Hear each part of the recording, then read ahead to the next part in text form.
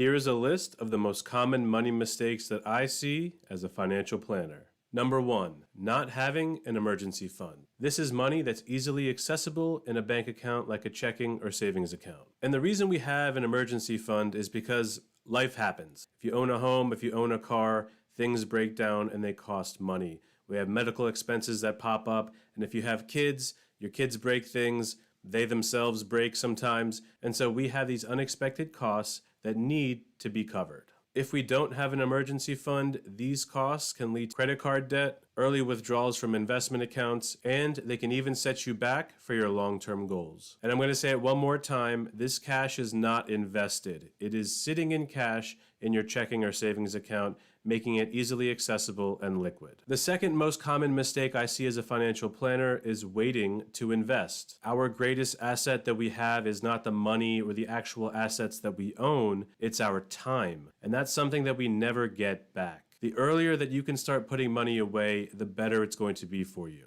And with apps providing more accessibility, it's now easier than ever to invest with little to no money at all. Utilizing your greatest asset, which is time, the small amount that you invest now will grow, will compound on itself, and will hopefully help you accomplish the goals that you've set out for yourself. And if you wait to invest, on the other hand, you'll need to save and invest more money to make up for that lost time. So remember, start early and build that good foundation. The third mistake that I see is not having clearly defined goals and a plan on how you're going to accomplish them. Resources are finite and we can't do everything that we want to. This means that when we deploy and invest our money and our resources, they must be aligned with our goals and what we want to accomplish. What do you care about and what do you value? What do you want to see happen with this money? Those are the questions that you need to be asking when coming up with the goals and the plan for executing. So, get clear on your goals and figure out a plan on how you're going to accomplish them.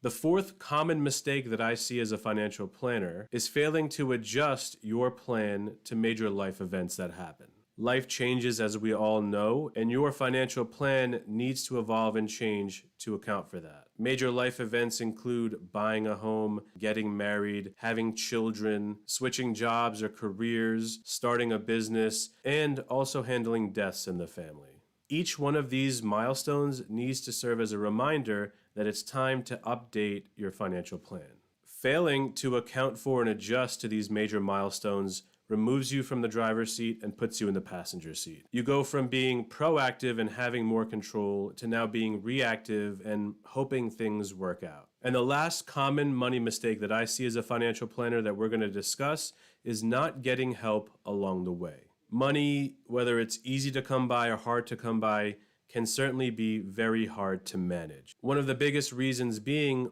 we are so close to our own finances that we have our own biases. We may not be able to see things that somebody else may be able to see. We may not be able to make objective decisions because we're too close to the situation. Asking for help from the right professional puts us in a better position to accomplishing our goals and gives us a guide along the way that can help us adjust when life happens and when things happen. There are many out there who have built wealth, the ability to live life on their own terms, and they've built that wealth by asking for help, because they know that the cost that they're paying for that help is worth getting to their goals. It's getting to the ability to live life on their own terms. Thank you so much for tuning in. Take care. I'll see you soon.